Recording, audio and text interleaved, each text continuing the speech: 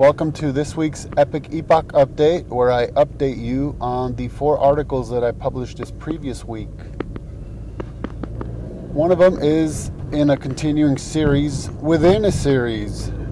So within the abortions argument series, where I consider various arguments made in favor of abortion, I published a sub-series which is called Pro-Abortionists in their own words.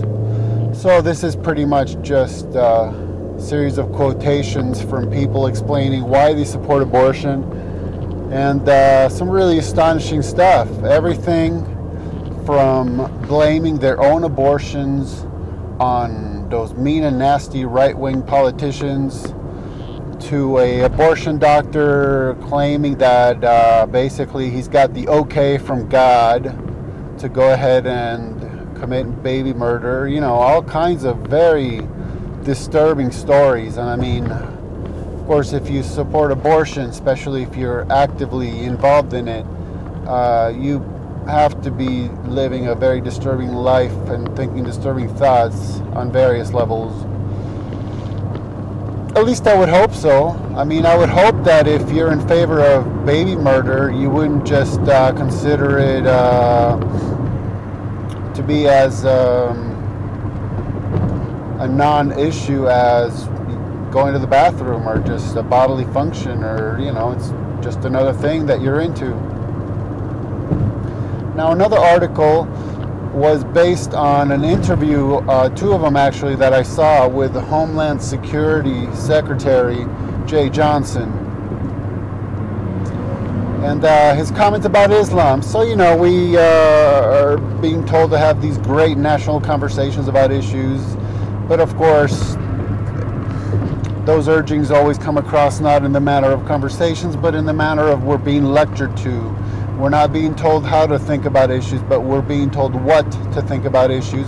So, of course, he's being asked about why the Obama administration shies away from referring to Muslim terrorists as Muslim terrorists and Islamic terrorists as Islamic terrorists, and, you know, using appropriate labels. And basically he says, well, you know, he travels around the U.S. and he speaks at Muslim centers and mosques, and well, Muslims leaders tell them, hey, Islam's a religion of peace, and ISIS and other organizations have hijacked Islam. Well, therefore it must be true, period. And it's astonishing that a person with such great power in our country thinks such shallow thoughts. I mean, in other words, forget Islam's 1500-year history. Forget Islam anywhere else on the planet. Only speak to Muslims who practice a watered-down, westernized form of Islam in a country based upon Judeo-Christian principles, where they're enjoying their safety and freedom and lucrativeness of the society. And when they tell you Islam's about peace and ISIS has hijacked Islam, there you go. They said it, by golly, I believe it, so it must be true. Okay?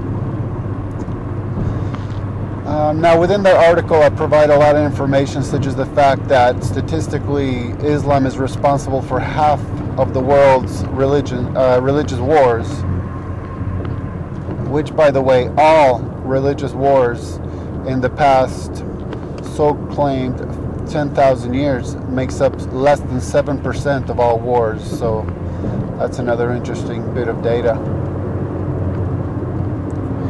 Now, the last 2 articles are connected in a way, because I've been doing a lot of research into the serpent seed of Satan theory, and I can't even call it a doctrine, because doctrine is good teaching and this stuff is not. If you're not aware of the serpent seed of Satan theory, this would be a good place to start. It claims that Cain is the literal son of Satan because Satan had sex with Eve. Okay, that's the bottom line.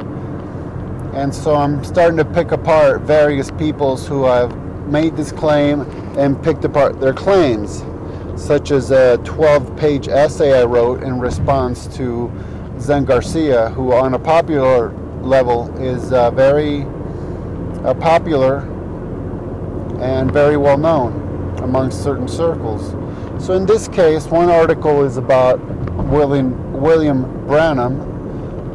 He's from decades gone by, and he made this claim, so I considered one of his sermons on it and tried to make some sense of it.